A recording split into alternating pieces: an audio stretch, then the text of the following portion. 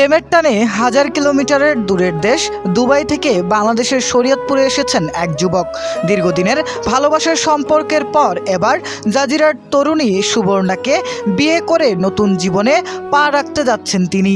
জানা গেছে, শরীয়তপুরের জাজিরা উপজেলার মুলনা ইউনিয়নের সাবেক লাউখোলা গ্রামের বাসিন্দা ফারুক খানের মেয়ে সুবর্ণার সঙ্গে পরিচয়ের পর ধীরে ধীরে প্রেমের সম্পর্ক গড়ে ওঠে দুবাই নাগরিক সালমানের সঙ্গে।